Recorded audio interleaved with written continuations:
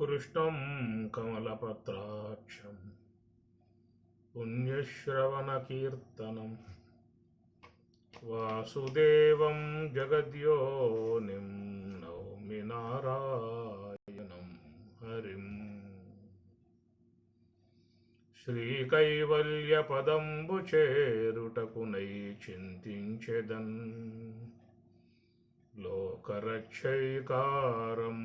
భక్తపాలన కళా సంరంభకున్ దానవోద్రేకస్తంభకు కేలిలోల విలసదృగ్జాల సంభూత నానాకంజాత భవాండ కుంభకు మహానందాంగనా డింబకున్ లలిత స్కందము కృష్ణమూలము సుఖాలాపాభిరామంబు మంజులతాశోభితమున్ సువర్ణ సుమనస్సుజ్ఞేయమున్ సుందరోజ్వల వృత్తంబు మహాఫలంబు విమల వ్యాసాలవాలంబు నైవెలయు భాగవతాఖ్య కల్పతరు ఉర్విన్ సద్విజశ్రేయమై ఉర్విన్ సద్విజశ్రేయమై మహనీయ గుణగరిష్ఠులకు నమ్ముని శ్రేష్ఠులకు నిఖిల పురాణ వ్యాఖ్యాన వైఖరి సమేతుండైన సూతుండు ఇట్లనియే అట్లు ప్రాయోపవిష్టుండైన పరీక్షన్నరేంద్రుండు అట్లు ప్రాయోపవిష్టుండైన పరీక్షన్నరేంద్రుండు పరీక్షణ మహారాజు.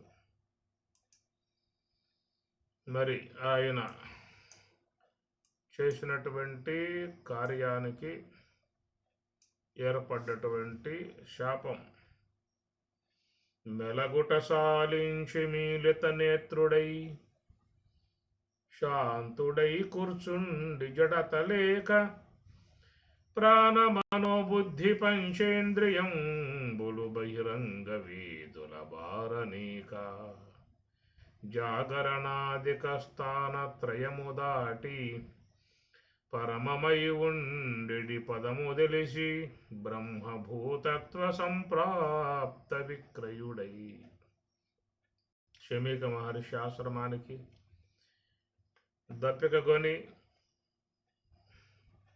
నీటిని సేవించే ఉద్దేశంతో ఆశ్రమానికి వచ్చాడు. ఆ సందర్భంలో శమీక మహర్షి యోగ సమాధిలో ఉండిపోయాడు. అవస్థాత్రయతీతం త్రివిధ అవస్థలకు అతీతుడై ఉన్నటువంటి బ్రహ్మభూతత్వ సంప్రాప్త నిశ్చలమై ఉన్నటువంటి యోగ సమాధి అద్భుతమై ఉన్నటువంటి యొక్క ఒక అనుభవము, నిరంతరముగా మహర్షులు పొందేటువంటి దివ్యానుభవము, మహాత్ములు, యోగులు, యతీశ్వరులు, సాధువులు, ప్రవ్రాజకులు, విద్వసతములు, విదుష్యులు అందరూ కూడా నిరంతరముగా అవలోకన చేసేటువంటి ఒకనొక స్థితి, బ్రహ్మానంద స్థితి. ఎప్పుడు వాళ్ళు దాంట్లోనే ఉండిపోతారే తప్ప వాళ్ళకు రెండో పని లేదేక. ఈ ప్రకారముగా మరి ఆయన గారు అరణ్యంలో ఉన్నాడు, ఏకాంత ప్రదేశంలో ఉన్నాడు. వాళ్ళకు రెండో పని ఏముంది ఇంకా? అదే సిటీల్లో ఉన్నవారు అయితే నానా రకాలైన పనులన్నీ ఉంటాయి. అరణ్యాలలో ఏవో కందమూలాదులు భుజిస్తూ, ఫలాదులను సేవిస్తూ, నదీ జలాలను సేవిస్తూ నిశ్చలముగా వారు ధ్యానం చేసుకోవటమే పని అన్నమాట. మనలాగా వంట వాడుపు లాంటివి అలాగే ఉండవు. అపక్వ ఆహారము, పండ్లు, పలహారాలతోనే జీవితం గడుస్తూ ఉంటుంది. ఈ సాత్విక ఆహారం వల్ల మనసు కూడా కొంత ప్రశాంతంగా ఉండే అవకాశం ఉంటుంది. ధ్యానంలో ఉండలేకపోతున్నాము అనేటువంటి అంశం చాలామందిలో బాధిస్తూ ఉంటుంది. ఉండకపోవడానికి గల కారణం అనేది చూసినట్లయితే దాంట్లో మరొక అంశం కూడా ఆహారం. ఆహార పానీయాలు కొంచెం మనస్సుని ఇబ్బంది పెట్టే పరిస్థితిగా ఉంటాయి. ముఖ్యంగా ఈ రజో సంబంధమై ఉన్న అవి పదార్థాలు ఎక్కువగా పెడుతూ ఉంటాం. కటు ఆమ్ల లవణాత్యుక్షణ తీక్షణ రుచ విదాహిన ఆహార రాజసయిష్ట దుఃఖశోక ఆమయ ప్రదాహ దుఃఖశోక ఆమయ దుఃఖములు శోకములు ఆమయ రోగాలు ప్రసాదించేదిగా ఉన్నాయి. రజోగుణం సంబంధమై ఉన్నట్టు రజోగుణాన్ని ప్రకోపింపజేసేటువంటి ఉప్పు కారము పులుపు ఈ మూడు కూడా రజోగుణాన్ని ప్రకోపింపజేస్తూ ఉంటాయి. అందువల్ల బీపీ కనుక తగ్గితే ఎమ్మటే ఉప్పు నీరు తాగమంటారు. షుగర్ కనుక లోన తగ్గిందా అంటే తీపి వాటర్ తాగమంటారు. ఎందుకంటే పెంచే అన్నమాట ఇవన్నీ. అట్లా ప్రకోపాలు పెంపొందింపజేసేటువంటి వీటిలో ఉంటాయి కాబట్టి ఇవి రజో సంబంధమై ఉన్నటువంటి ఆహారముగా, అనగా ఇవి ఉప్పు పులుపు కారం ఈ మూడు కూడా రజస్సును పెంపొందింపజేసేటువంటివి. అందువల్ల మనం రోజువారీగా ఇవి లేనిదే ముద్ద దిగదు, అన్నం సహించదు. ఉప్పు కారం పులుపు ఈ మూడు తగలాలి రోజువారీగా. ఆ ప్రకారంగా శరీరంలో పొయ్యిగా దాని ప్రభావం మనస్సు మీద కూడా ఉంటుంది. కాబట్టి ధ్యానం నందు ఎక్కువసేపు కూర్చునే పరిస్థితి కూడా ఉండదు.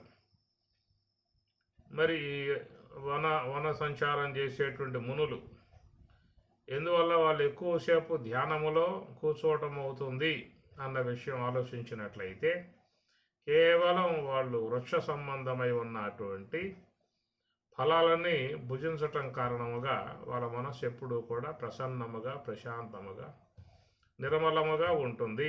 గమనించాల్సిన అంశము. ఆహార శుద్ధియే జ్ఞానసిద్ధి అన్నారు. ఆహార శుద్ధి ఉంటేనే జ్ఞానసిద్ధి కలిగే అవకాశం ఉన్నది అన్నారు. కాబట్టి ప్రకారముగా ఎవరైతే ధ్యానాన్ని శీలిస్తూ ఉంటారో వారు ముఖ్యంగా సాత్విక సంబంధమై ఉన్న ఆహారం, పండ్ల రసాలు కొంచెం ఎక్కువ సేవించినట్లయితే శరీరం కూడా ధాతు పుష్టిగా ఉంటుంది, మంచి ఆరోగ్యం ఉంటుంది. శరీరంలో ఉన్నటువంటి అవయవాలు కూడా మంచిగా పనిచేస్తాయి. నిరంతరముగా మన కోసంగా శ్రమించేటువంటి హార్ట్, లంగ్స్, కిడ్నీ, లివర్లు ఇవన్నిటిని కూడా చక్కగా మంచిగా వ్యవహరింపజేసేవిగా ఉంటాయి ఆహార పదార్థాలు. చాలామందిలో ఇవన్నీ కూడా డ్యామేజ్ కావడం కారణం ఏంటంటే ఆహార పదార్థాల వల్లే. అందువల్ల మహాత్ముల అరణ్యాలలో ఉంటూ తపస్సు చేసుకుంటూ ధ్యానములో పూర్తిగా నిమగ్నమవుతారు. కాలమంతా ధ్యానమే వాళ్ళకి. అందువల్ల వారు అచిర కాలంలో యోగ సమాధి అంశాన్ని చక్కగా సవిచూసే అవకాశం అనేటువంటిది ఏర్పడుతుంది. మనం చాలా సమయాన్ని వృధా చేసుకుంటూ ఉన్నాం. అనాత్మ సంబంధమైన కార్యాలకే ఎక్కువగా కేటాయిస్తూ ఉన్నాం, పరుగులు తీస్తూ ఉన్నాం. సమయాన్ని చాలా ఈ అనాత్మ సంబంధ వాటికి వినియోగించి చివరికి జీవితాన్నే కోల్పోతూ ఉన్నాం. పారమార్థిక ప్రయోజనానికి దూరం అవుతూ ఉన్నాం. మెలగుట సాలించి మీలిత నేత్రుడై శాంతుడై కూర్చుండి జడతలేక ప్రాణమనో బుద్ధి పంచేంద్రియంబులు బహిరంగ వీధుల బారనీక జాగరణాదిక స్థానత్రయము దాటి పరమమై ఉండిటి పదము తెలిసి అట్లా బ్రహ్మానుభవంలో బ్రహ్మానందంలో మోకలు వేసి ఉన్నటువంటి ఆ మహర్షిని ఉద్దేశించి పరీక్షణ మహారాజు దప్పిక తీర్చమని చెప్పని జలాన్ని కోరాడు. ఆ ప్రకారంగా గట్టిగా కేక వేసినా అరిసినా ఆయన కనపడే పరిస్థితి లేదు. ఎందుకంటే ధ్యానములో ఆకాశతత్వం దాటిన తర్వాత ఇక వాళ్ళకి శబ్దము వినబడే పరిస్థితి ఉండదు. అది భూమి రాపో అనలో వాయు కమ్మనో బుద్ధిరేవచ అహంకార ఇది ఎమ్మే భిన్నా ప్రకృతి అష్టద. 8 విధములుగా ఉన్నటువంటి ప్రకృతి అనేటువంటిది మనకు బ్రహ్మమునకు అడ్డంగా ఉన్నటువంటి ఆవరణాలు. అపావృణు సత్యధర్మాయ దృష్టయే హిరణ్మయేన పాత్రేన ఈశావాస్యం. ఇవన్నీ కూడా మరి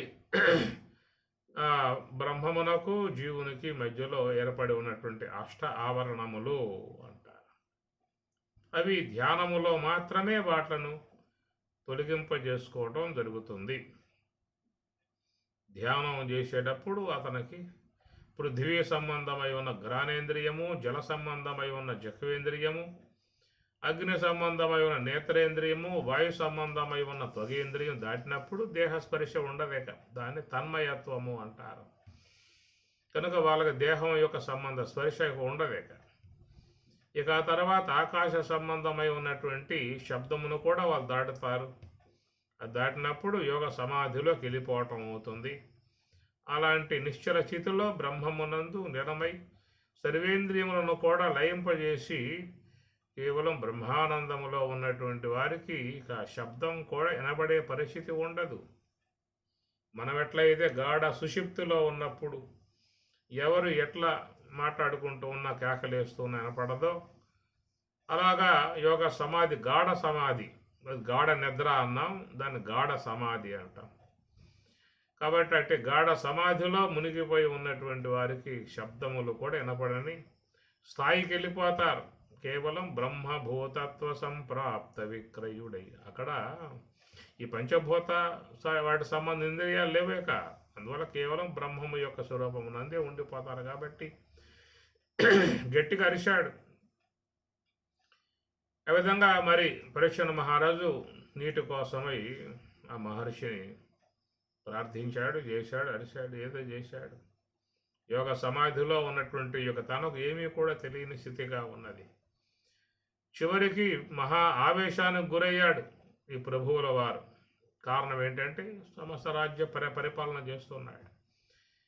ఆ విధముగా పరిపాలించేటువంటి యొక్క ప్రభువు వచ్చినప్పుడు మరి లేచి ఆయన్ని స్వాగత పలికి ఆశీలను చేసి వాళ్ళకు మంచి ఫలములు జలాలను సమర్పించాల్సిన బాధ్యత ఆశ్రమ వాసులకు ఉంటుంది. ఎందుకంటే ఆయన ఏలుబడిలో అందరూ ఉన్నారు కాబట్టి ఆయన స్వయంగా వచ్చినప్పుడు ఆయన్ని ఆదరించాలి, గౌరవించాలి, ఆయన సేవించాలి. అతిథి దేవో భవ, తన గృహానికి వచ్చిన వ్యక్తిని సేవించాలి. ఇలాంటి మర్యాద లేకుండా కూర్చుంటాడా అనేటువంటి విధానములో ఆయన గారు వేరే ఆలోచనలో పోయాడు. అరే మహాత్ముడు అరణ్యంలో తన కుటీరంలో తప చేసుకుంటూ ధ్యానంలో మునిగి ఉన్నాడు.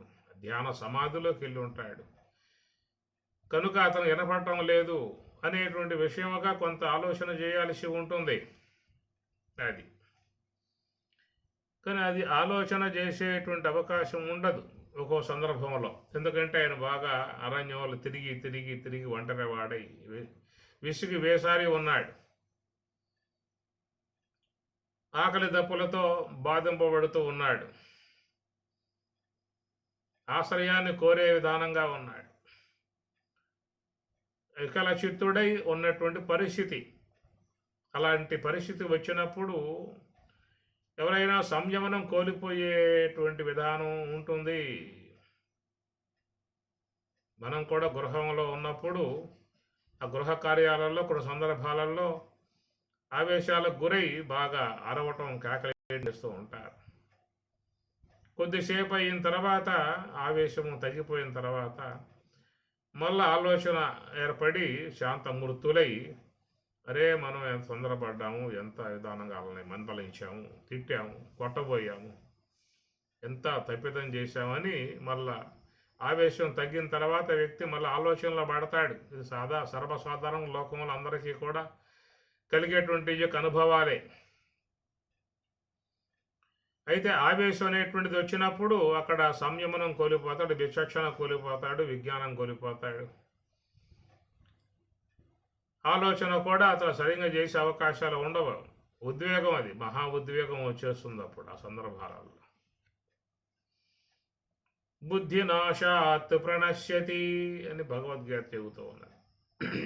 అందువల్ల ఈ సంయమనం కోల్పోయి ప్రవర్తించేటువంటి విధానాలు మనకు కూడా సందర్భాలు అలాంటివి వస్తూ ఉంటాయి.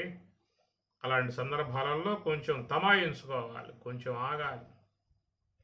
అలాంటి ఆవేశాలకు గురైనప్పుడు కొంచెం మనం ఒకవైపుకి వెళ్ళిపోవాలి, పక్కకి వెళ్ళిపోవాలి. అక్కడే ఉన్నారు అంటే మళ్ళా ఆవేశం పెరుగుతుంది. ఇక చేయరాని ఘోరాలు కూడా, నేరాలు కూడా చేసే పరిస్థితి ఏర్పడుతుంది. కనుక మనం ఇలాంటి సందర్భాలని చక్కగా అర్థం చేసుకున్నట్లయితే మన జీవితాన్ని కూడా సరైనటువంటి కోణంలో మలుపులు చేసుకోవడానికి అవకాశం ఏర్పడుతుంది. తల్లులు కూడా పిల్లల యొక్క విషయంలో ఒక సంయమనం కోల్పోతారు. వాళ్ళు చేసే అల్లరికి, వాడు చేసేటువంటి గొడవకి తట్టుకోలేక వాడిని బాధి పారేస్తారు, ఆ పని కొట్టి పారేస్తారు.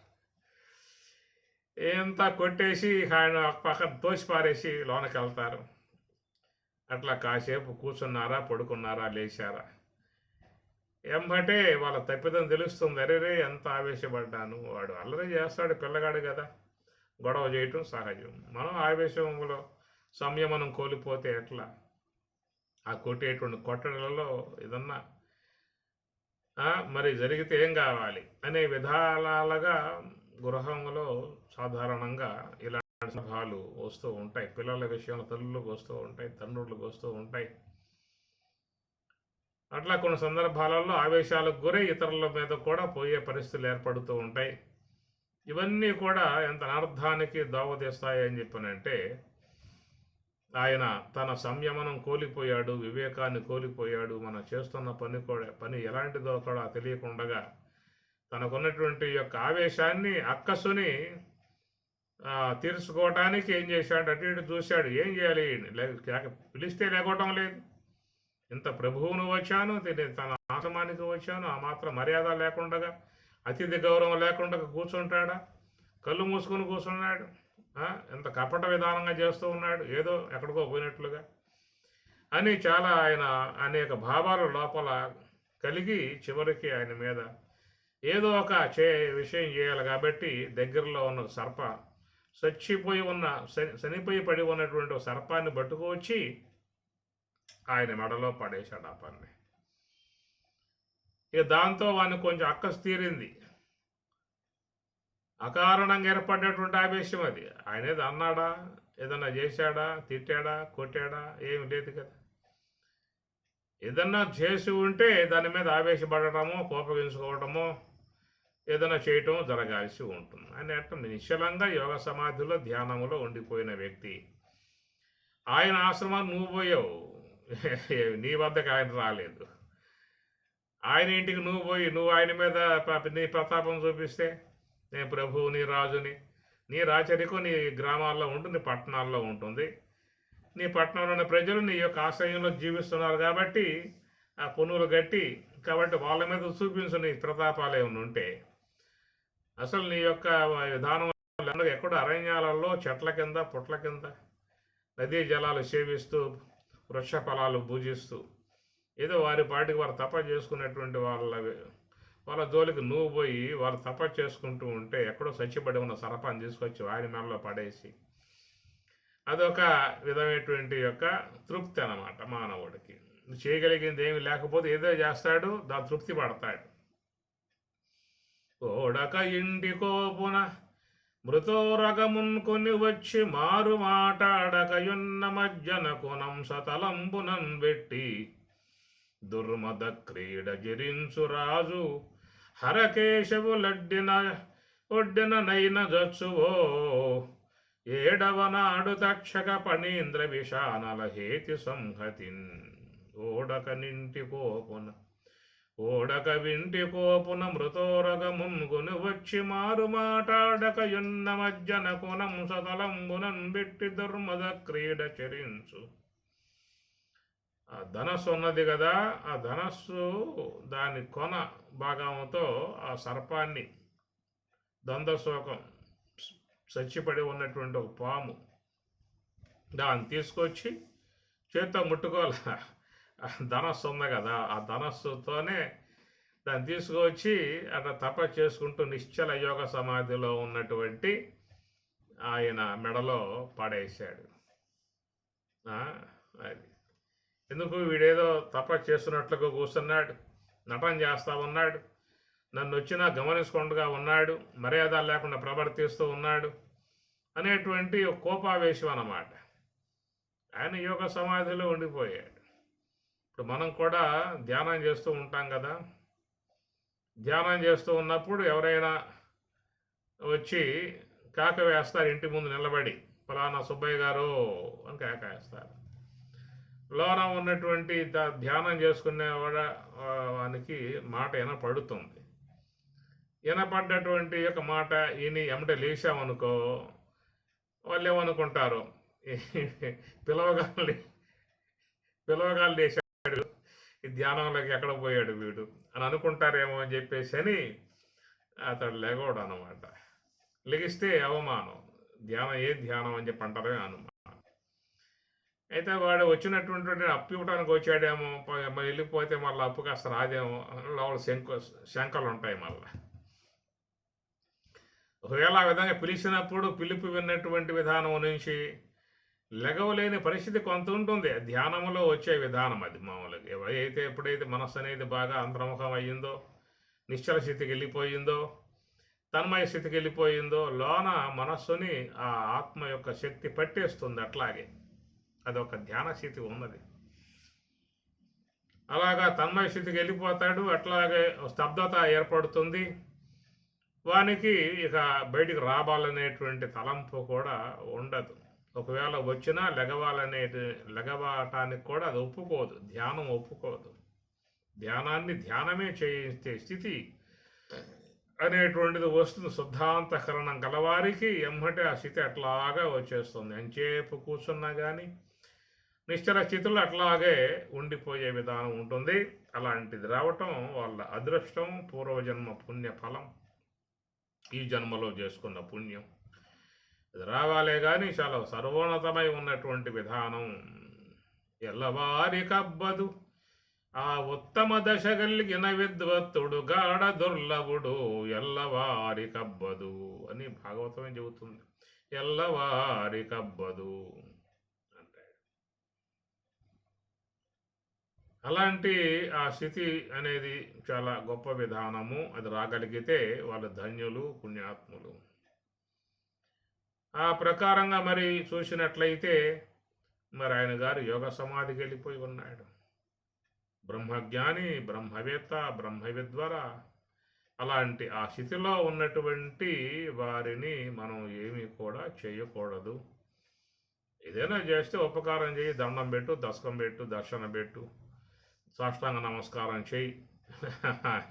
అంతేగాని ఎక్కడో పడి ఉన్న పాములు తెచ్చి మెడలో వేయటము, ఇంకేదైనా పట్టుకొచ్చి తేళ్ళు పట్టుకొచ్చి తోట మీద పడేయటము, ఇలాంటి పనులు చేస్తే ఏమైనా ఉంటుందో చెప్పండి. ఆ ప్రకారంగా మరి ఆ మహర్షి ధ్యానంలో యోగ సమాధిలో బ్రహ్మరూపుడై ఉన్న విధానం కదా. బ్రహ్మవేద బ్రహ్మైవ భవతి. అంటే ఆ బ్రహ్మవేత్తకి ఏదైనా ఉపకారం చేయాలి, నమస్కారం చేయాలి, ఏదన్నా పూజ్యభావంతో దండం పెట్టాలి. కానీ ఈ ప్రకారంగా మరి ఆ సర్పాన్ని పట్టుకోవచ్చి మెడలో పడేశాడు. పాండవ పౌత్రుడే, సాత్విక సంపన్న కుటుంబంలో జనించిన వాడే. అయినా కొన్ని సందర్భాలలో మరి వివేకం కోల్పోవటం అవుతుంది. చివరికి ఏమైందయ్యా అని చెప్పానంటే ఆ సచిన శవం సర్పాన్ని బ్రహ్మజ్ఞాని మెడలో పడేస్తే ఈ చంపటానికి బతికున్న పాము పోయింది. ఇది గొప్ప విషయం. సచిన శవాన్ని మెడలో వేస్తే వీడిని చంపటానికి బతికున్న పాము పోయింది. ఆ ప్రకారంగా మరి మెడలో పాము వేశాడు, అక్కసు తీర్చుకున్నాడు, శాంతపడ్డాడు. ఈ పద అయింది లేక అనే ఉద్దేశంతో బయలుదేరి వెళ్ళిపోయాడు.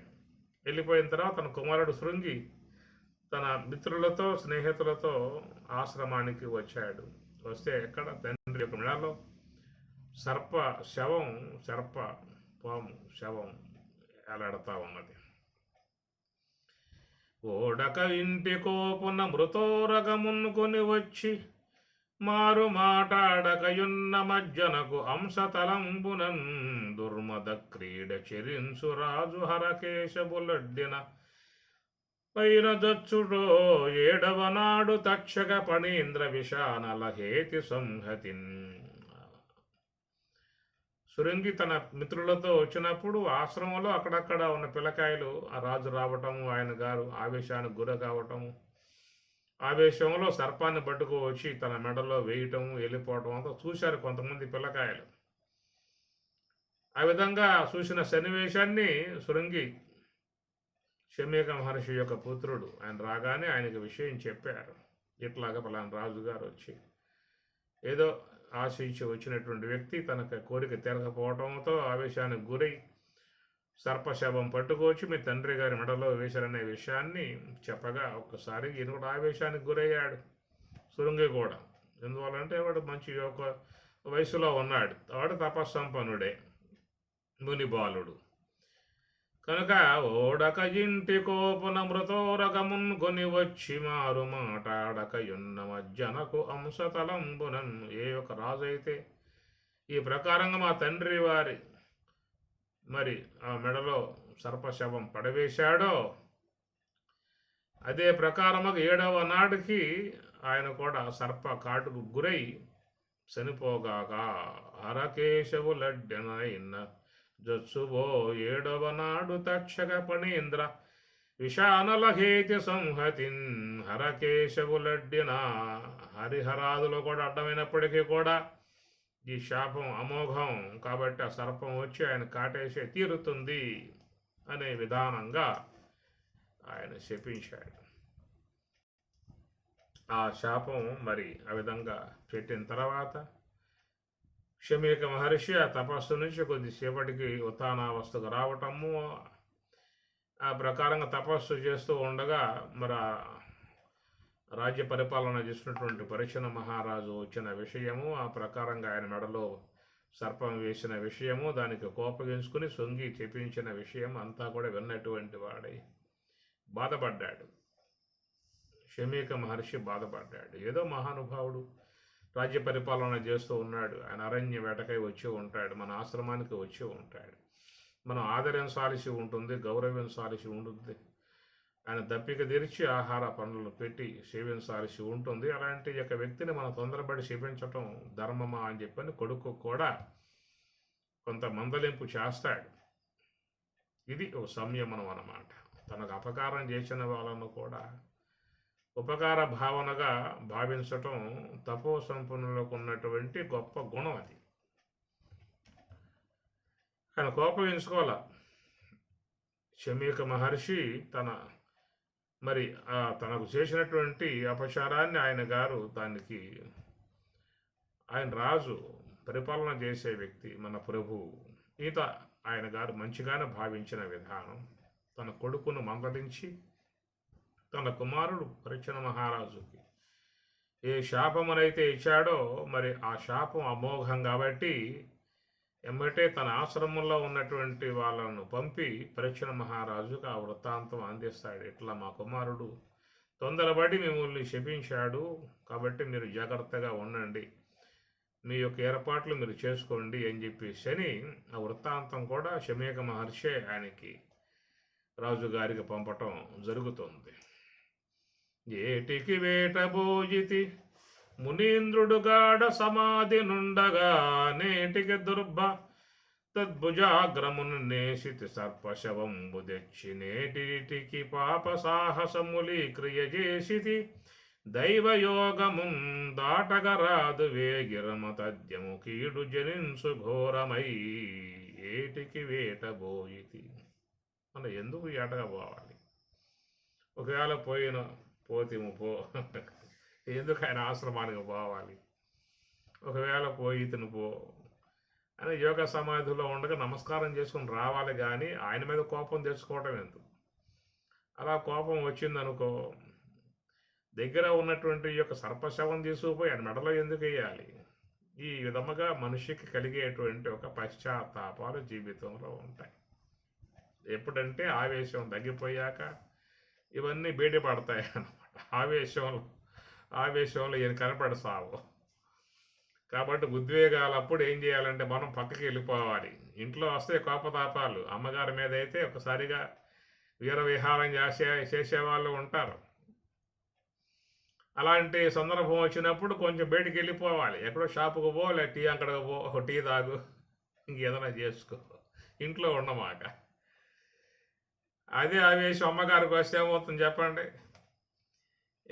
ఆమెకి దగ్గర కత్తిపీటలు, కత్తులు, కటారులు, పప్పు గుత్తులు చాలా ఉంటాయి. అది పరాశక్తి లాగా.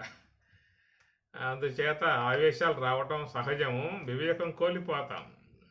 ధ్యాయతో విషయాన్ పుంసః సంగస్తేషోపజాయతే సంగాత్ సంజాయతే కామః కామాత్ క్రోధః అభిజాయతే క్రోధాత్ భవతి సమ్మోహః సమ్మోహాత్ స్మృతి విభ్రమః స్మృతిభ్రంశాత్ బుద్ధినాశః బుద్ధినాశాత్ ప్రణశ్యతి అని పరమాత్మ ఈ జరిగే పరిణామం చెప్పుకొచ్చాడు. గొప్ప శ్లోకం ఇది. ప్రతి ఇంట్లో కూడా ఈ శ్లోకం, ఈ 2 శ్లోకాలతో ఉన్న జంట శ్లోకాలు ఇంట్లో పెట్టుకోవాలి. ఉదయం లెగవగానే కాస్త ఆ శ్లోకాలు పఠనం చేసి అర్థాలు కొంచెం చదువుకుని వ్యవహారం చేసుకుంటే బాగా ఉంటుంది. కుటుంబంలో ఉన్న వాళ్ళు కూడా ఈ శ్లోకాలు కొంచెం చదువుకుని తమ వ్యవహారం చేసుకుంటే చాలా వరకు సమస్యల నుంచి బయటపడతారు, గొడవల నుంచి బయటపడతారు, ఆవేశాల నుంచి బయటపడతారు, అనర్థాల నుంచి బయటపడతారు. ఈ శ్లోకాలు ముఖ్యంగా ఉండాలన్నమాట. ఈ 2 శ్లోకాలను బాగా ప్రతి ఒక్కడు పఠించినట్లయితే ఎవడు జైలుకు పోడు. ఈనాడు జైల్లో మగ్గుతున్న వాళ్ళు చాలామంది ఈ 2 శ్లోకాలని పాటించకపోవటం వల్లే. క్రోధాద్భవతి సమ్మోహః సమ్మోహాత్ స్మృతిభ్రమః స్మృతిభ్రంశాత్ బుద్ధినాశః బుద్ధినాశాత్ ప్రణశ్యతి అన్న విధానంలో వ్యక్తులు ఆవేశంలో చేస్తారు. చేసిన తర్వాత జైల్లో కూర్చుని విలపిస్తూ మదనపడుతూ పశ్చాత్తాపడుతూ ఉంటారు. కాబట్టి ఈ ప్రకారముగా ఈ ఉదంతాలన్నీ కూడా మన జీవితానికి మంచి పాఠాలు. ఒక్కొక్క పాఠం ఒక్కొక్క విధానంగా మనకి చక్కటి మలుపులు తిప్పుతూ ఉంటాయి. అట్లా మరి ఈ పరీక్షణ మహారాజు కూడా పశ్చాత్తాపడుతూ ఉన్నాడు. ఇంకా పశ్చాత్తాపడేమి చేస్తాడు? ఇంకా అది మునీశ్వరుడు చెప్పినటువంటి యొక్క శాపం, అమోఘమై ఉన్న శాపం తప్పించుకోవడం అంత సాధ్యమైనటువంటిది కాదు. ఏటికి వేటబోయితి మునీంద్రుడు గాఢ సమాధి నుండగా నేనేటికి తద్భుజాగ్రముననేషితి సర్పశవంబు తెచ్చి నేటికి పాప సాహసములీక్రియ చేసిది దైవయోగముందాటగరాదు అని ఆ ప్రకారంగా పరీక్షిత్ మహారాజు చాలా పశ్చాత్తాపాన్ని చెందాడు. మరి ఏం చెందినా కానీ చెప్పాడు. మరి ఈ శమీక మహర్షి కూడా, నాయనా జాగ్రత్త, మావాడు అమోఘమైనటువంటి సంపన్నుడు కనుక వీడి పెట్టేటువంటి శాపాలు తప్పేటువంటి అవకాశాలుగా లేవు. వీడు కూడా నాలాగా తపో సంపన్నుడే. అయితే కొంచెం వయసులో ఉన్నాడు కాబట్టి తమాయించుకోలేడు. నేనంటే కొంచెం వయసులో పైపడ్డా కాబట్టి కొంచెం నిదానించి ఆశతూసి ప్రవర్తించే విధానం. మరి కొంత వయసు పైబడిన తర్వాత చాలా వేగాలు తగ్గిపోతాయి, మనిషిలో ఆలోచనలు ఏర్పడుతూ ఉంటాయి, ఆలోచించే చేసే విధానం ఉంటుంది. వయసు యొక్క ధర్మాలు వేరు, తొందరపాటుతనాలు ఉంటాయి. అందువల్ల మావాడు ఈ ప్రకారంగా శపించిన విధానం ఉన్నది కనుక నీ జాగ్రత్తలు నువ్వు చేసుకో అని చెప్పేసి అని తెలియజేయటంతో ఈయన కూడా అక్కడి నుంచి ఏం చేయాలా అని చెప్పేసిన విషయం మీద ఆలోచనలో పడ్డాడు. ఏదైనా తప్పదు, 7 రోజులలో మనకు మరణం తథ్యము అనే విషయం వానికి రూఢి అయ్యింది. ఇక అమోఘం, దాన్ని తప్పించుకోవటం అనేది సాధ్యం కాని విధానం. 7 దినంబుల ముక్తిన్ గూడగా ఏ రీతి వచ్చు గురు సంసార క్రీడనమే క్రియడదగు చూడును మా తండ్రులార శృతి వచనములన్. కాబట్టి 7 రోజుల్లో మరణం వస్తుందని చెప్పి అన్నప్పుడు ఇంకెవడేం చేస్తాడు చెప్పండి? ఎవరైనా ఒక మహాత్ముడు గ్రామానికి వచ్చాడు, గొప్ప మహాత్ముడు, ఋషికేశం నుంచి జడలు పెంచుకుని బ్రహ్మాండమైనటువంటి ఆకారంతో వచ్చినటువంటి యొక్క మహాత్ముడు ఒకరిని పిలిచి చెప్పాడు, నాయనా నువ్వు ఎక్కువ రోజులు బతకవరా, నువ్వు వచ్చే ఆదివారం అయిపోతావు, మధ్యాహ్నం కల్లా నువ్వు వెళ్ళిపోవటమే తప్ప ఇంకేం ఉండవు అని చెప్పి అన్నాడు అనుకోండి. ఒకవేళ ఇంకా వాడు ఇంకేం చేస్తాడు చెప్పండి? మహాత్ముడు ఋషికేశంలో తపస్సు చేసుకునేటువంటి మహాపుణ్యాత్ముడు వచ్చి భవిష్యత్ కాలాన్ని సూచి చెప్పాడు. నీకు 7 రోజుల్లో వచ్చే ఆదివారం కల్లా నువ్వు మధ్యాహ్నం కల్లా సర్దుబాటు చేసుకోవాల్సి ఉంటుంది. యముడు వస్తాడు, తీసుకుపోతాడంతే, ఇక నిన్ను ఇంకా ఉండే అవకాశాలు లేవు అని చెప్పేసిన తర్వాత ఇంకా వాడు బ్యాంకు లెక్కల గురించి, వచ్చే లావాదేవీల గురించి, ఆ వడ్డీ లెక్కల గురించి, ఎకర వడ్డీల గురించి వాడంతా ఈడంతా ఆలోచిస్తాడా? జప ధ్యానాలు చేయటం ఆరంభం చేస్తాడా? కాబట్టి ఇక వాడికి జప ధ్యానాలు చేసేటువంటి విధానమే తప్ప ఇంకా దేని గురించి ఆలోచించే అవకాశాలు లేవు. ఇక అయిపోయింది. శుక్రవారం వచ్చేసింది, శనివారం వచ్చేసింది, రేపే ఆదివారం మధ్యాహ్నం వెళ్ళిపోతాడు. ఈ విధంగా ఉన్నప్పుడు వాడు చేసే జపం ఎట్లా ఉంటుందో చూడండి, వాడు చేసే ధ్యానం ఎట్లా ఉంటుందో అప్పుడు చూడాలి. వాడు ఆ ధ్యానం ఎట్లా చేస్తాడు అప్పుడు చూడాలి. అప్పుడు అంతమంది ధ్యానం చేయరా అంటే అరగంట పాగంట చేస్తాడు. ఇంతేనండి ఈ పూటకి అంటాడు. ఇలాంటి వార్త వచ్చిందా అని చెప్పానంటే ఇక వాడిని వద్దురా, చేయమాకరా, ధ్యానం కూర్చోమాకరా అన్నా కానీ ఆడ ఊరుకోడు, కూర్చుంటాడు అంతే రాత్రి పగలు. అంత విధానం మానవునికి మరణం అనేది చూశారా, అంత విధానంగా ఉంటుంది. అన్నిటికంటే మరణం అనేది చాలా భయంకరమై ఉండేటువంటి విధానం. అది వస్తుంది అని చెప్పనంటేనే వీడు బెంబేలెత్తిపోయే పరిస్థితి వస్తుంది. శరీరంలో ఏ భాగాలు ఉన్నా, ఏ భాగాలు పోయినా వాడికి లెక్క లేదు. ఒక శ్వాస పోయే కాలం వచ్చిందా అని చెప్పనంటే చాలా భయపడిపోయే పరిస్థితి ఏర్పడుతుంది. అట్లా ముందుగానే వార్త అందింది పరీక్షణ్ మహారాజుకి, పలానా రోజు నువ్వు పోతావు అనేది ముందుగా వార్త అందిందన్నమాట. అట్లనే ఖట్వాంగుడు కూడా ముందుగానే వార్త అందింది. ఖట్వాంగుడు దేవతలకు సహాయంగా వెళ్ళాడు యుద్ధంలో, రాక్షసులందరినీ కూడా పారద్రోలాడు యుద్ధంలో. అట్లా దేవతలకి ప్రీతి కలగజేశాడు, సంతోషం కలగజేశాడు. అప్పుడు ఆ దేవతలు అడిగారు, నాయన మేము మీకు వరం ఇవ్వగలము, ఏ వరం కావాలో కోరుకో అని చెప్పేసి అని అడుగుతారు. అడిగినప్పుడు ఇంకా నేను ఎంతకాలం జీవించి ఉండే అవకాశం ఉంటుంది అని చెప్పి అడుగుతాడు. వాళ్ళ లెక్కలన్నీ తీసి చూసి, అయ్యా నీకు ఆయువు అయిపోయిందిరా, 2 గడియల్లో నువ్వు వెళ్ళిపోవడం జరుగుతుంది అని చెప్పి అన్నారు. 2 గడియలు మాత్రమే. అప్పుడు ఎమ్మడే అక్కడి నుంచి భూలోకానికి వచ్చి సమస్తం కూడా త్యాగం చేసి తపస్సులో ఉండి ఆయన మోక్షం పొందినట్లుగా మన భాగవతం ఏదో చెబుతూ ఉన్నది. అట్లా ఖట్వాంగుడు ఆయన కూడా ముందుగానే వార్త అందింది, పలానా సమయంలో పోతావని చెప్పేసి అని. కంసుడు కూడా ఉన్నాడు, వాడికి కూడా ముందుగానే వార్త ఆకాశవాణి చెప్పింది కదా. దేవకి గర్భంలో పుట్టేటువంటి యొక్క 7వ గర్భం వాడి చేత నువ్వు మరణిస్తావు అని చెప్పేసి అని ముందుగానే వార్త చెప్పేసింది. మరి ఆ చెప్పినప్పుడు ఆ వార్త విన్నటువంటి వాడై మనం కొద్ది కాలం బతికేది, ఇంకా ఎక్కువ కాలం ఉండే అవకాశాలు లేవు, వార్త వచ్చేసేసింది అన్నటువంటి విధానంలో వివేకం పెంచుకుని వాడు కూడా మంచిగా ఒక ప్రదేశంలో చక్కటి కుటీరం వేసుకుని మహాత్ములు రావించుకుని వారి సన్నిధిలో తాత్విక చింతన చేస్తూ జపధ్యానాలు చేస్తూ మరి ఆ జీవితం సాధించుకోవాల్సి ఉంటుంది కదా. కానీ వాడు తన యొక్క మరణాన్ని జయించడానికి, మృత్యువును జయించడానికి ఎన్నో ప్రయోగాలు, ఎన్నో పోరాటాలు చేశాడు. ఎన్ని చేసినా కానీ చివరికి అనుకున్న ప్రకారముగా ఆకాశవాణి చెప్పినట్లుగా 8వ గర్భము కృష్ణ పరమాత్మ ద్వారా వాడు అసువులు బాసిన పరిస్థితి. ఇట్లాగా లోకంలో మరి కొద్ది మందికి మాత్రమే ఆ వార్తలు లాంటివి వస్తూ ఉన్నాయి. అదే విధానముగా అందరికి కూడా పరమేశ్వరుడు ఎంతకాలం ఇంకా ఉంటావు అనే విషయాన్ని ముందుగా కనుక చెప్పేసినట్లయితే కూడా అందరూ జాగ్రత్త పడే పరిస్థితి వస్తుంది అనుకుంటా. ఎందుకు వచ్చిందంట, ఏదో కూడా పోక తప్పదు.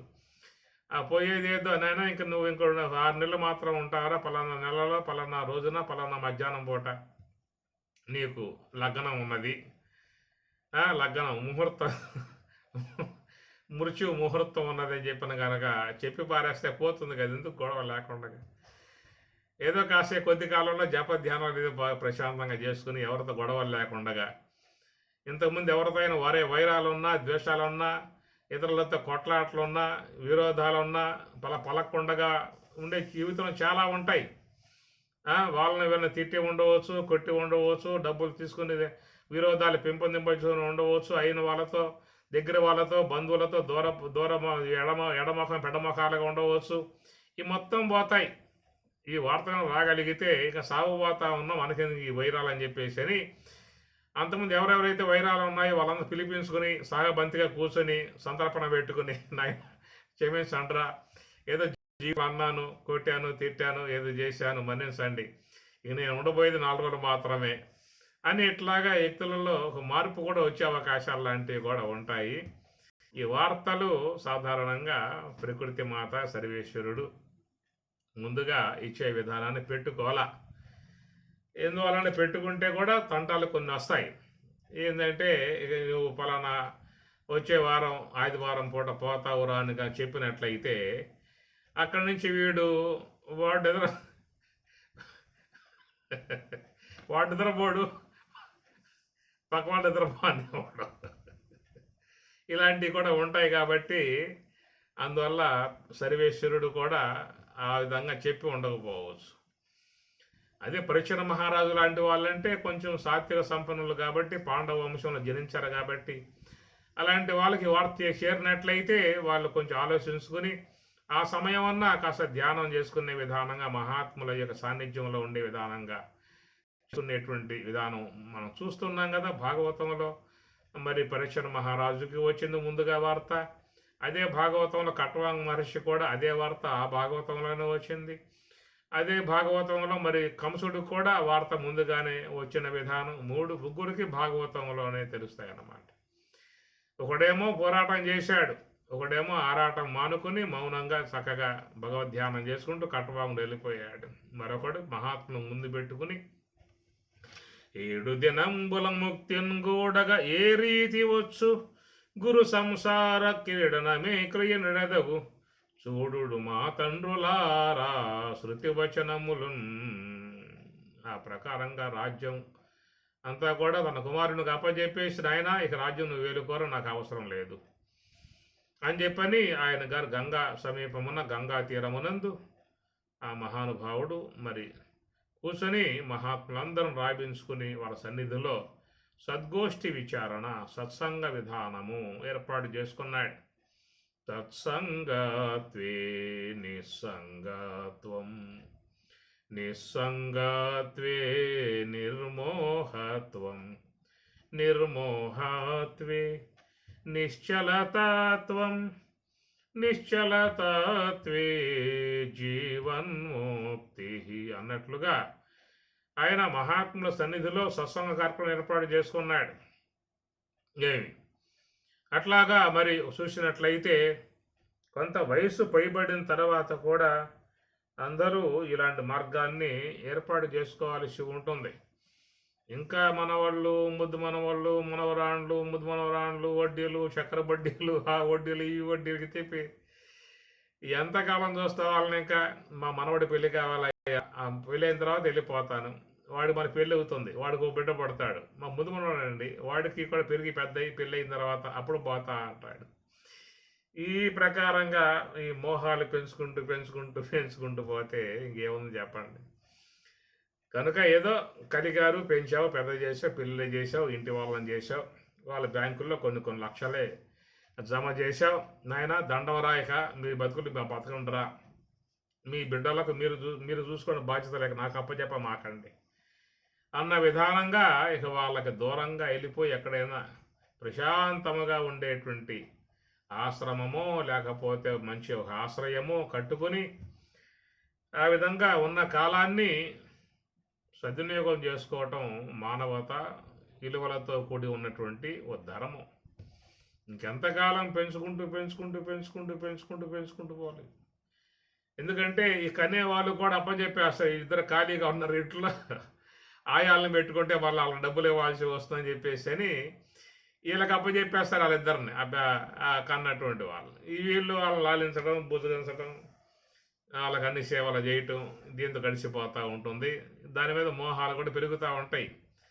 ఎందుకంటే 4 పూటలు బాగా ఆదరించారు అంటే ఆదరణలో మమకారం మోహాలు బాగా పెరిగిపోతే మా వంశం అయ్యా వీడు, మా వంశోద్ధారకుడు కాబట్టి మా కుమారుని బిడ్డ కాబట్టి వాడిని అన్ని విధాలా చూసుకోవాలి. నా వంశం నా ఆస్తులన్నీ కూడా వీడికే రాసేస్తాను, ఇంకెవరికి ఇవ్వను. ఎ- ఎ- ఎ- ఎక్కడ ఎక్కడికి పోతున్నావు, ఏమవుతున్నావు వచ్చేవరకి. జీవితం బుద్ధ ప్రాయం. ఏ పూట బుడగ పగిలిపోతే తెలుస్తావదు. గాలి ఉంటే బుడగ అన్నారు, గాలిపోతే నీరు అంటారు, గాలి ఉంటే బతుకు అన్నారు, గాలిపోయిందే శవం అంటారు. ఆ వచ్చే పోయే శ్వాస కూడా పోతున్నా పోతున్నా పోతున్నా అని బయటకు వస్తూ ఉంటుంది. మళ్ళీ ఏదో కర్మ లోపల లాగుతూ ఉన్నది. అందువల్ల బాల్యం యవనాలలో ఉన్నప్పుడు పరుగులు తీసాం ఉరుకులు తీసాం పర్వాలేదు. కానీ వయసు కొంత పైబడిన తర్వాత, శరీరంలో నిస్సత్వం ఏర్పడిన తర్వాత, పనులు చేయగలిగే పరిస్థితి ఏర్పడిన తర్వాత అప్పుడైనా కాస్త ఈ మోహాల నుంచి బయటపడేటువంటి విధానం కలగాలి. ఏమి అజ్ఞానేన ఆవృతం జ్ఞానం తేన ముహ్యంతి జంతవ.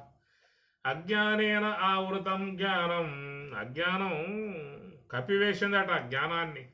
తేన ముహ్యంతి, ఆ కారణంగా మోహాలకు గురవుతున్నాము. మమకారాలు మోహాలు, మమకారము మోహం, మమకారము మోహం, ఇవి బాగా వ్యక్తిని కట్టి పారేస్తూ ఉన్నాయి. అవి తెంచుకుందామన్నా తెగని సంఖ్యలు, ఇనప సంఖ్యలు తెంచి పారేస్తాం. కానీ ఇవి తెంచాలంటే అది సాగుతున్న సంఖ్యలు ఏం ఏం తెగుతాయి. ఒకవేళ వైరాగ్యం పుట్టి ఎక్కడికో దూరంగా ఋషికేశ్, హరిద్వార్, ఉత్తరకాశి, గంగోత్రి ఎక్కడ పోయినా కానీ మళ్ళీ పాశం లాగుతానే ఉంటుంది. అరే ఏదో ఆవేశంలో అదేదో అన్నారు, అంత మాత్రంతో ఋషికేశం రావాలా, గంగోత్రి రావాలా? ఏమిటి మనకి ఆవేశం? ఆ పిల్లగాడు ఎట్లా ఉన్నాడు, మనోడు ఎట్లా ఉన్నాడు, మనరాలు ఎట్లా ఉన్నదో ఏమి మళ్ళీ అక్కడి నుంచి అక్కడ ఉన్నా కానీ మనశ్శాంతి ఎక్కడే ఉంటుంది. అక్కడున్న గురువు గారికి కూడా దండం పెట్టి, స్వామి నమస్కారం, మా వాడు పిలుస్తూ ఉన్నాడు రావాలని, ఏదో లెక్కల వ్యవహారాలు కొన్ని ఉన్నాయంట చూసుకోవాలని చెప్పని రాత్రి బండి ఎక్కి మన బయలుదేరి రావటం అవుతుంది. ఈ ప్రకారంగా మమకార మోహాలు అంత తేలిగ్గా తెగేటువంటివి కాకుండా బిగుసుకుపోతాయన్నమాట. ప్రాప్తానందులు బ్రహ్మబోధన కళాపారేణులు, ఆత్మప్రభాలుప్త జ్ఞానులు మీరలు, ఆర్యులు దయాలుత్వాభిరాముల్, మనోగుప్తంబుల్ సకలార్ధజాలములు మీకున్ గానవచ్చున్ గదా, మీకున్ గానవచ్చున్ గదా. సప్తాహంబుల ముక్తికే గెడుగతిన్ చర్చించి భాషంపరే. పరీక్షణ మహారాజు ఆ మునులకు నమస్కారం చేశాడు. నాయనా, మరి టైం అయిపోవచ్చిందేక కనుక మీరందరూ కూడా నాకు మంచిని బోధించండి. ప్రాప్తానందులు బ్రహ్మబోధన కళాపారీణులు అని చుట్టూ కూర్చున్నటువంటి వాళ్ళందరూ కూడా చూస్తే మరి బ్రహ్మబోధన కళాపారీణులు అలాంటి వాళ్ళందరూ కూడా మహానుభావుని వద్దకు చేరుకున్నారు. ఇది ఒక సన్నివేశం. పరమ భక్తుడే ఉన్నటువంటి విధానములో పాండవ వంశంలో జనించినటువంటి యొక్క పరీక్షణ మహారాజు తన యొక్క తప్పిదాన్ని మననం చేసుకుని దాన్ని పశ్చాత్తాపడి మరి ఆ ప్రకారం మనం ఈ విధంగా చేయటం తప్పు కదా అనే విషయం మీద ఆలోచన చేసుకుని ఇక రాజ్యాన్ని కొడుకు అప్పజెప్పేసి గంగా తీరమునందు ముక్తి కోసముగా ఆయన గారు మహాత్ములందరిని దగ్గర పెట్టుకుని వాళ్ళ ద్వారా తత్వచింతన చేసే విధానముగా ఉండటం ఒక సన్నివేశం. అదే విధానముగా ఎనిమిదవ గర్భములో పుట్టేటువంటి వాడి చేత మరణిస్తావు అనేటువంటి వార్త విన్నటువంటి వాడు చేసిన పని ఏమిటి అక్కడ అంటే, చానురు ముష్టికాల తన యొక్క రాక్షసులు ఉన్నారు కదా, పోతన, అట్లనే ఇంకా శకటాసురుడు, ధేనుకాసురుడు, బకాసురుడు, ఆసురుడు, ఈ ఆసురుడు, వీళ్ళందరినీ వాడు పెట్టుకున్నాడు. మరణ వార్త ముందుగా వచ్చిన విధానంలోనేమో కంసుడు, ఈ పోతన, శకటాసురుడు, ధేనుకాసురుడు, బకాసురుడు, ఆసురుడు, యాసురుడు వీళ్ళందరినీ వీడు పెట్టుకున్నాడు. ఇక్కడ పరీక్షణ మహారాజు ఏమో అదే వార్త ఈయనకి అందింది. ఈయన గారేమో మహాత్ములు, సాధువులు, సన్యాసులు, పరివరాజకులు, విద్వసత్వములు, విదిశములు, జ్ఞానులు, యోగులు వీళ్ళందరూ ఈయన పెట్టుకున్నాడు. చూడండి వ్యక్తిత్వాలు ఎలా ఉంటాయో. సాత్వికం గలవాడు ఎలా ఉంటాడు, రజస్సు తమస్సు ఉన్నవాడు ఎలా ఉంటాడో మనకి ఈ 2 ఉదంతాల ద్వారా తెలు తెలుస్తాయన్నమాట. కనుక ఎవరెవరి స్వభావాలను బట్టి వాళ్ళే దరిజారుతారు, అంతే, ఇంకేం లేదేక. మనలో మన స్వభావం కనుక మంచిగా ఉన్నట్లయితే అలాంటి వాళ్ళు మన దరికి చేరతారు, మన దగ్గర అలా అందరూ కూడా చేరుకుంటారు. అదే రజస్సు తమస్సు కలిగినటువంటి వాళ్ళైతే ఇక అలాంటి రాక్షసులు లాంటి వాళ్ళే వాళ్ళ దరికి చేరి ఇక వాళ్ళ కత్తులు నొరటం, ఖడ్గాలు నొరటం అవి పెట్టు కోసుకునే పరిస్థితి అన్నమాట. ఎంతమందిని పెట్టుకొని కృష్ణుడు వదిలిపెట్టాడా, మొత్తం స్వాహా చేసి పారేయాలా.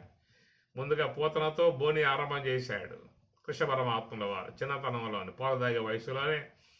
అక్కడి చకటాసురుడు, ధేనుకాసురుడు, బకాసురుడు అందరం మొత్తం పంపించేశారు ఆ పన్నే. ఇక చివరికి చానున మల్ల యుద్ధంలో వాళ్ళిద్దరిని పంపించేశాడు. చివరి కంసుడిని కూడా తీసేశాడు. పోవటం సహజం, అంతే, జాతస్య హి ధ్రువో మృత్యు. ఆ విషయం గ్రహించుకుని మరి పరిచన మహారాజు ఆయన గారు మంచిగా సాధువులను ముందు పెట్టుకుని మాట్లాడుతూ ఉన్నాడు. ప్రాప్తానందులు బ్రహ్మబోధన కళాపారేణులు ఆత్మ ప్రభాలు తజ్ఞానులు. అయా మీరెప్పుడు కూడా ప్రాప్తానందులు, ప్రాప్త ఆనందులు. బ్రహ్మావలోకనం చేసేవాడికి ఏముంటుంది చెప్పండి, ఎప్పుడు ఆనందమే ఆనందం. బ్రహ్మతత్వావలోకనం చేసే వాళ్ళకి ప్రాప్త ఆనందులు బ్రహ్మబోధన ఈ 2 వాళ్ళకు ఉంటాయన్నమాట. నిరంతరముగా వాళ్ళ బ్రహ్మావలోకనం చేస్తూ ఉంటారు. బ్రహ్మబోధన తన శిష్యులకు బ్రహ్మతత్వాన్ని బోధిస్తూ ఉంటారు. ఇదన్నమాట వాళ్ళకి.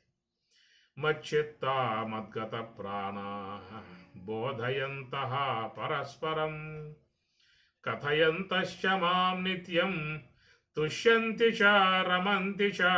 పరమాత్మ చెప్పిన మాట 10వ అధ్యాయంలో. మచ్చిత్త మద్గత ప్రాణా, మత్తు నాయందు చిత్త మనస్సుని ప్రాణమును ఉంచి నాలో లీనమై నా యొక్క బ్రహ్మానందాన్ని వాళ్ళు పొందుతూ ఉన్నారు. ఆ తర్వాత బయటకు వస్తే ఏం చేస్తారండి వాళ్ళు?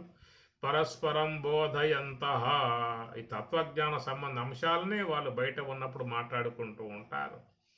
లోనకపోతే బ్రహ్మమునందు రమిస్తూ ఉంటారు, బయటకు వస్తే బ్రహ్మబోధ, లోనికి పోతే బ్రహ్మానుభవము. ఇది వాళ్ళ పని అన్నమాట. ప్రాప్తానందులు బ్రహ్మబోధన కళాపారేణులు ఆత్మ ప్రభాలుప్త అజ్ఞానులు. ఎలాంటి వారయ్యా అని చెప్పనంటే అజ్ఞానులు అన్నారు. ఏమిటో అజ్ఞానులు అని చెప్పనంటే ఆత్మ ప్రభాలుప్త, ఆత్మానుభవాన్ని పొందినప్పుడు లుప్త లోపించి ఉన్నటువంటి అజ్ఞానులు. అజ్ఞానం లోపించి ఉన్నది ఏది? యోగ సమాధిని పొందితే అజ్ఞానం ఉంటుందో చెప్పండి. కనుక వారు తమ ఆత్మ అనే ప్రభ అంటే కాంతి, ఆ ప్రభ అంటే జ్ఞాన దీపం అన్నమాట. జ్ఞాన దీపం ద్వారా పోగొట్టుకోవటమే. తేషాం ఏవ అనుకంపార్థం అహం అజ్ఞానజం తమః నాశయామి ఆత్మభావస్థః జ్ఞానదీపేన భాస్వత. భగవద్గీత 10వ అధ్యాయము. తేషాం ఏవ అనుకంపార్థం, అయ్యా ఎవరైతే నన్ను భక్తిపూర్వకముగా సేవిస్తారో, అంతర్ముఖ వృత్తితో ఆరాధిస్తారో, తేషాం వారి యొక్క అజ్ఞానజం తమః, వారిలో ఏ అజ్ఞానము చేత ఏ తమస్సు ఏర్పడిందో, అంధకారం ఏర్పడిందో, అంటే అంధకారాన్ని నేనేం చేస్తున్నాను అని చెప్పనంటే జ్ఞానదీపేన భాస్వత నాశయామి. ఆ జ్ఞానదీపాన్ని వెలిగించి వారిలో ఉన్నటువంటి అనాదిగా ఉన్న అజ్ఞానం నశింపజేస్తున్నాను అని స్వామి చెప్పిన మాట భగవద్గీతలో. ఆ ప్రకారం వీళ్ళు కూడా ఆత్మప్రాప్తి, ఆత్మప్రభాలుప్త అజ్ఞానులు. కాబట్టి సమస్త అజ్ఞానాన్ని తొలగింపజేసుకున్నటువంటి యొక్క మహానుభావులు, మీరలు, ఆర్యులు, దయాళుత్వాభిరాములు, మనోగుప్తంబులు సకలార్ధజాలముల్ మీకుం గానవచ్చున్ గదా. సమస్త విషయాలు మీకు తెలుసు, దివ్యానుభవం కలిగి ఉంటారు కాబట్టి, ఈశ్వరత్వంతో ఉండేటువంటి వారు కాబట్టి, ఏమి జరగబోతుందో, ఏమి జరిగేదో మొత్తం కూడా తెలుసుకునేటువంటి యొక్క దివ్య జ్ఞానం కలిగి ఉన్నటువంటి వారు మీరు.